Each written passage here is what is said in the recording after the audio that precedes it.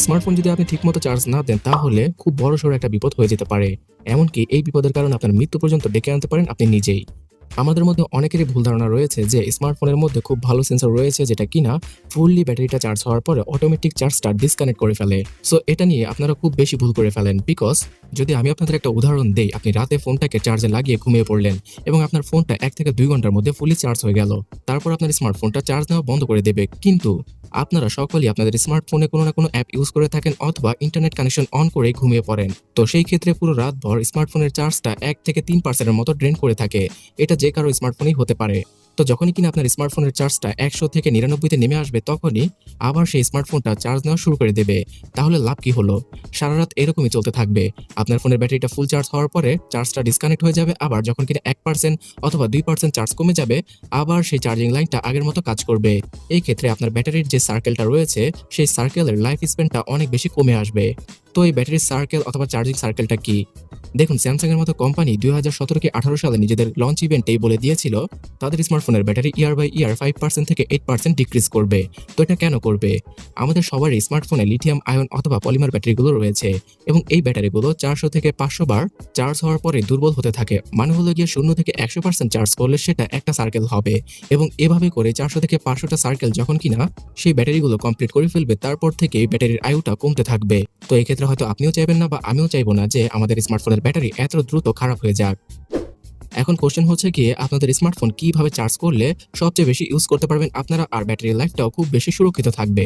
প্রথমত, যারা কিনা রাতে স্মার্টফোন চার্জ দিয়ে ঘুমিয়ে পড়েন তারা আর কখনোই রাতে স্মার্টফোন চার্জ দিয়ে ঘুমাবেন না। আর আমি মনে করি বর্তমানে স্মার্টফোন চার্জে লাগিয়ে ঘুমানোর দরকারটাই বা কি? বিকজ বর্তমানে প্রতিটা স্মার্টফোনের সাথে 18 ওয়াট থেকে শুরু করে 65 ওয়াট অথবা 120 ওয়াটের চার্জিং স্পিডটা থাকে এবং সেই চার্জারগুলো বক্সের মধ্যে পাওয়া যায়। তো সেই ক্ষেত্রে আপনাদের স্মার্টফোন 30 মিনিট থেকে শুরু করে প্রায় 1-2 ঘন্টার মধ্যে চার্জ হয়ে যায়। তাছাড়া বর্তমানে স্মার্টফোন চার্জ দেওয়ার সবচেয়ে ভালো একটা প্রক্রিয়া হচ্ছে গিয়ে আপনার স্মার্টফোনটা যখন কিনা 20% চার্জে চলে আসবে তখনই আপনি চার্জ দিবেন এবং সেই ফোনটাকে 80 থেকে 90% পর্যন্ত চার্জ করে নিবেন। এই ক্ষেত্রে আপনার ফোনের ব্যাটারি লাইফ অনেক দিন বাড়বে। আর আপনি যদি একটু খেয়াল করে দেখেন তাহলে বুঝতে পারবেন আপনার ফোনটা যখন কিনা 20% চার্জের সামনে চলে আসে তখনই আপনার ফোন থেকে নোটিফিকেশন দেওয়া হয় যে ফোনের ব্যাটারি লো হয়ে গিয়েছে, এখনই চার্জে প্রবেশ করুন।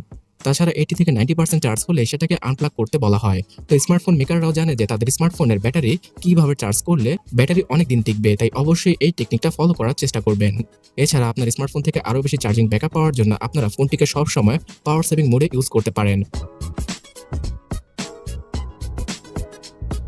আপনি যদি একটু খেয়াল করে দেখেন আপনার ফোনে অনেকগুলো অ্যাপ রয়েছে, তার মধ্যে আপনি শুধুমাত্র 2 থেকে 3টা অ্যাপই রেগুলার ইউজ করে থাকেন। বাকি অ্যাপগুলো হয়তো সপ্তাহের মধ্যে 2-1 বার ইউজ করা হয় অথবা চেক আউট করা হয়। তাই পাওয়ার সেভিং মোডটা অন করলে আপনার ওই অ্যাপগুলো, যে অ্যাপগুলো কিনা আপনি রেগুলার ইউজ না করে থাকেন, সেই অ্যাপগুলো স্লিপ মোডে চলে যাবে। তার সাথে অপ্রয়োজনে কখনোই ফোনের লোকেশনকে অন রাখবেন না। আর প্রয়োজন না হলে ইন্টারনেট কানেকশনও বন্ধ করে রাখবেন, যেমন ওয়াইফাই আর সিমের ডাটা নেটওয়ার্ক।